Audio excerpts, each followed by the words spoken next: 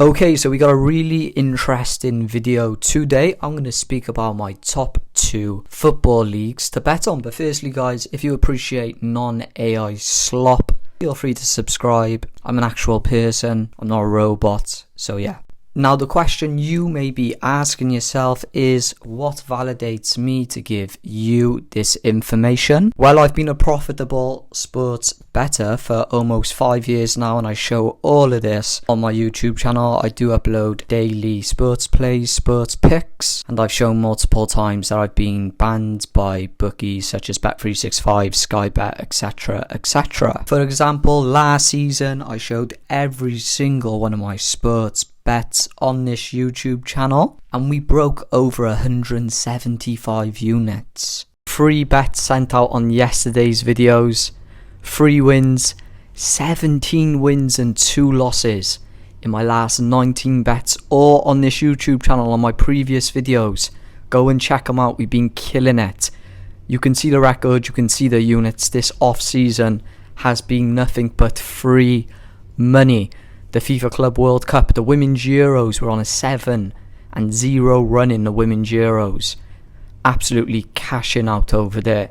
A lot of the main sports bettors on YouTube will tell you to stay away from the major leagues, but there's one word in particular that stands out. But one word that stands out for me, and that's data, data, data. There's more data in the Premier League than there is for any other football league worldwide. Now, this is a very silly question, but I'm going to go over it anyways. Why does more data help? Better decision making and much easier to spot trends, and there are lots of apps out there that analyze these trends for you, which I will share at the end of this video. Also, there's better odds and the higher limits. The Premier League markets are very, very liquid. You can bet on absolutely anything from corners, shots, goals, you name it. If it's an aspect of the game, you would definitely find a market for it. Now, let's talk about limits. Okay, the Premier League market is very liquid, so as I've already said, you can practically bet on any aspect, which makes the limits very, very higher. Now, why does this matter? Odds are sharper, higher limits, and there's less chances of being restricted. Now, let's move on to one of my favorite parts of sports betting. Yes, the referee. Now, this is a very, very well-known fact. Premier League referees are highly tracked. This creates, of course, more data. Certain teams, certain referees, they average more and less